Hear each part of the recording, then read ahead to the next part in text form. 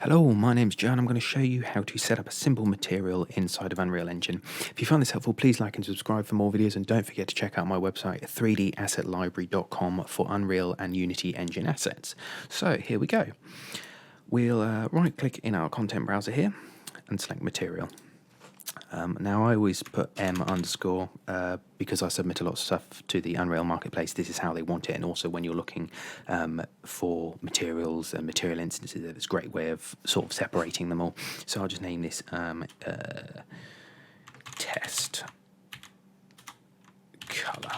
So what we'll do then is we'll drag this onto our brick, and it'll do absolutely nothing for the minute, but cube, sorry, not brick.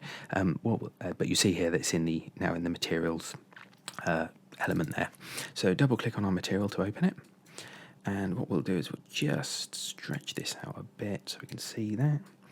And if we hold 3 on the keyboard, that'll give you this constant 3 vector, and we'll drag that into our base color. Now our base color is our sort of defining color. So you can see there it's turned our circle black. So what we'll do is we'll just change this, say, to a red. Always remember, if it's still black, to drag this fader up here. And how I did that is if you click on that and double click on constant here, it'll open this window. So drag this one up, and then the one next to it drag up as well. Until you drag this one up, it'll always stay black. So press OK, and just wait for it to change, and press save. Always save, because a lot of the time it will not appear in the actual viewport. So now we've got a red cube. So say we want to now make this shiny. If we hold 1 on the keyboard and left click, we'll get that, which is a one vector, and 1 vector constant, and we'll drag that into roughness. Now, as you can see here, it's become very shiny, so we'll press save. And we should now, there you go, we got some gloss on our cube. I'll just move it there to see a bit better. And as you can see there, it's moving with the light just how we want it. So we can adjust this, make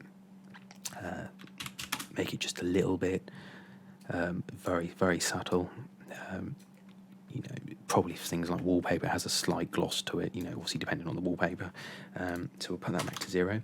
Now say we want to simulate a simple metal. So again, hold 1, left click, and drag that into metallic. Now, to increase this value, we'll put it to 1, and you'll see here we'll get a very, very sort of almost car painty metallic. Press save. And there we go. Now we've got a metal look here. Now, with the metallic, what's the perspective? Yeah. So with the metallic, what we've got here is 0 means no metal, 1 means full metal. Now, roughness is the reverse. 0 means it's fully shiny, and 1 means it's not shiny. So always bear that in mind, that those two are the other way around. So we've done that, so let's think now. What we can do is we can maybe add a bit of transparency into this. So I'll just put this back to 0, and so leave that as it is. Just give me a sec. So if we click on our main node here, and over the left here we've got this panel. So we'll go to blend mode, translucent, and then you'll notice here it's opened up these. So we've got now our opacity. So again, hold 1, and wait for it. So as you can see there, it's completely invisible. So if we type 0.7, and there we go, so it's now just slightly transparent.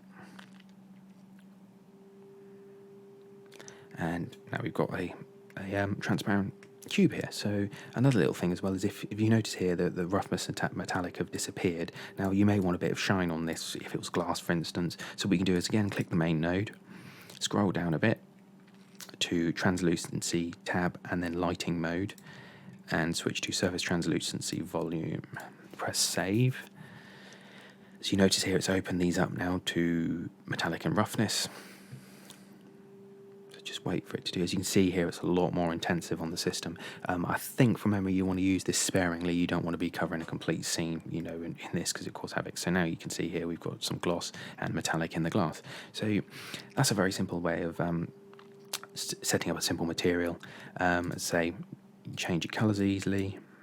You can update, as you say, it's going to update that.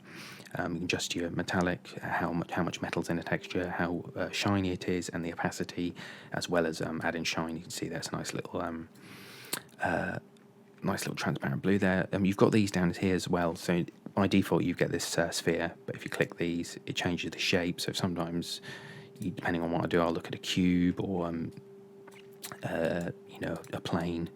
Where's that? There you go. Yeah. So it gives you a rough idea of how to set up materials inside Unreal. Obviously, when you get this is just a very simple how to change colors, etc. But when you get into actually adding your own materials in, I'll probably do another tutorial for that, because that can be a little bit more complicated with your base maps, normal maps, ambient occlusion, etc. So yeah, if this helped, please do like and subscribe. Thanks.